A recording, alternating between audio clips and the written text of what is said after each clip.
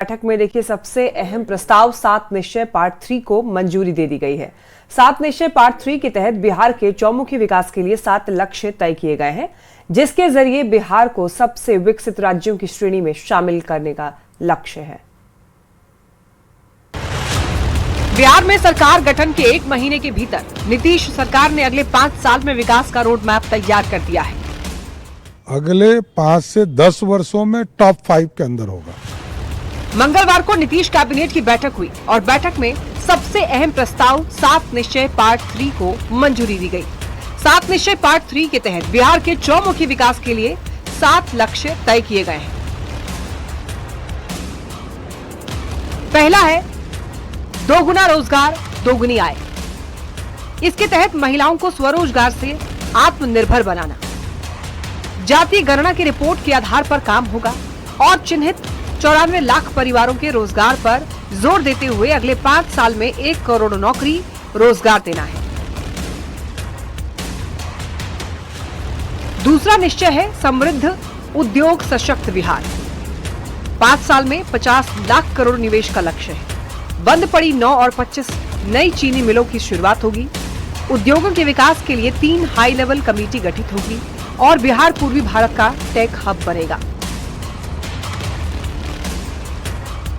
तीसरा निश्चय है कृषि में प्रगति, प्रदेश की समृद्धि।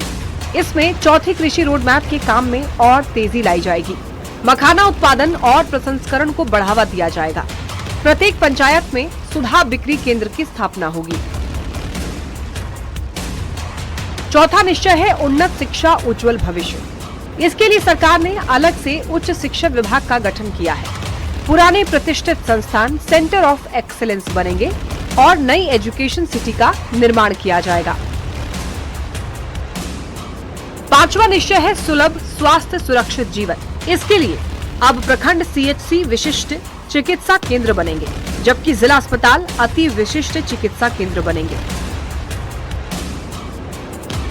7 निश्चय पार्ट 3 का छठवां निश्चय है यानी 5 नई एक्सप्रेसवे सड़कों का निर्माण होगा और नागरिक सुविधाओं को सुदृढ़ किया जाएगा।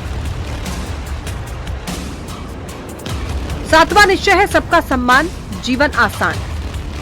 आधुनिक तकनीक, नवाचार और संवेदनशील सुशासन के जरिए नागरिकों के जीवन को आसान किया जाएगा। एक विकसित बिहार बनाने का, सुशासन से समृद्धि की ओर ले जाने का बिहार के माननीय मुख्यमंत्री नीतीश कुमार जी के नेतृत्व में क्रांतिकारी एक नए निर्णय लिए गए हैं।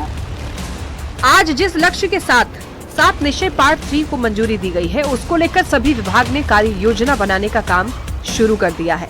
बता दें कि 7 निश्चय सीएम नीतीश कुमार का ड्रीम प्रोजेक्ट है। डिप्टी सीएम सम्राट चौधरी का दावा है कि आने वाले 5 से 10 साल में बिहार देश के टॉप 5 विकसित राज्यों में शामिल होगा। न्यूज 18 के लिए पटना से आनंद अमृतराज और धर्मेंद्र कुमार के साथ ब्यूरो रिपोर्ट। एक तरफ सरकार विकसित बिहार के लिए जोर आजमाइश में लगी है, तो दूसरी ओर विपक्ष सरकार की योजनाओं पर सवाल खड़े कर रहा है। सच तो ये है कि ये आय दुगना करने की बात बोल रहे हैं, लेकिन बिहार के हर आवाम पर 27,000 रुपया इन्होंने कर्जा लाद दिया है, जबकि आप आय दुगना की जगह अब आम लोगों से आप उस कर्जा को चुकाने के लिए दोहन करेंगे। पहली कैबिनेट में मुख्यमंत्री ने 7 निश्चय योजना के 3रे संस्करण को मंजूरी दी है, लेकिन पहले के 2 संस्करणों का क्या हश्र रहा, क्या आउटकम रहा, इस पे चर्चा होनी जरूर चाहिए। और इसके माध्यम से जो हमारे युवा है जिनको रोजगार चाहिए, या जो 94 लाख जो गरीब परिवार निकले थे जातीय गणना में, उनको भी आर्थिक सहायता इसके माध्यम से मिलेगा। जो किसान है, जो कृषि रोड मैप के माध्यम से किसानों को मजबूतीकरण करने का काम चल रहा था, उसको और आगे ले जाना है। जो उद्योग कल कारखाने यहाँ लगने हैं वो भी इसके माध्यम से लगेंगे, और जो पढ़ने वाले छात्र हैं उनके लिए भी इसमें सभी तरह का काम किए गए हैं। कांग्रेस नेता ऋषि मिश्रा और आरजेडी प्रवक्ता मृत्युंजय तिवारी ने विपक्षी पार्टियों को बीजेपी से सीखने की नसीहत दी है। ऋषि मिश्रा ने यह कहा कि अब पार्टियों को जातीय गुणागणित से ऊपर उठना होगा, तो मृत्युंजय तिवारी ने यह कहा कि कार्यकर्ताओं पर भरोसा जताना होगा।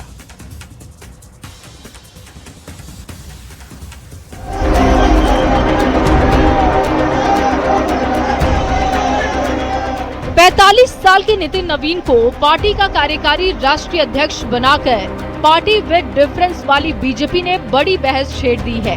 कल तक बिहार के विधायक और मंत्री के रूप में पहचाने जाने वाले नितिन नवीन जैसे ही बीजेपी के शीर्ष पद पर पहुंचे, विपक्षी खेमे में खलबली मच गई।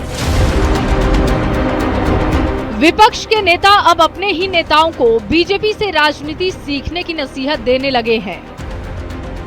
हम लोगों को सोचना पड़ेगा कि हम जो अरिथमेटिक की बात करते हैं, अरिथमेटिक जोड़ लेते हैं कि ये समाज 15%, आज अरिथमेटिक से राजनीति नहीं होता, केमिस्ट्री चाहिए।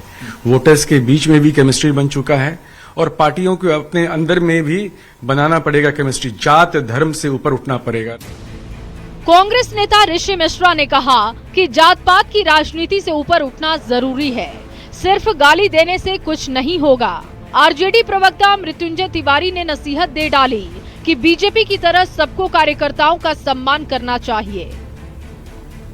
हर दल को भी इस उदाहरण से सीखना चाहिए कि कार्यकर्ताओं का सम्मान हो तो पार्टी और मजबूत होती है। बीजेपी के फैसले का उदाहरण बनाकर जिस ढंग से विपक्ष के कुछ नेता अपनी ही पार्टियों के नेताओं को नसीहत दे रहे हैं, उससे बीजेपी के नेता गदगद तो हैं ही, आरजेडी और कांग्रेस को नसीहत भी देने लगे हैं। बीजेपी से राज्यसभा सांसद भीम सिंह ने कहा कि आरजेडी कांग्रेस जितनी जल्दी ये बात समझ जाए, उतना ही विपक्ष के लिए अच्छा होगा।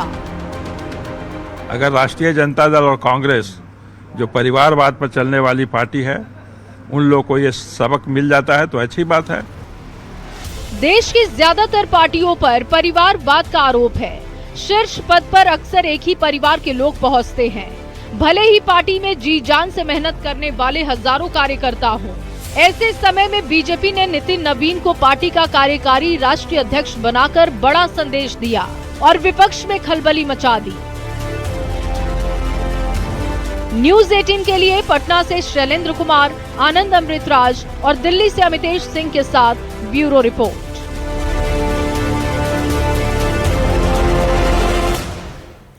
ग्रामीण विकसित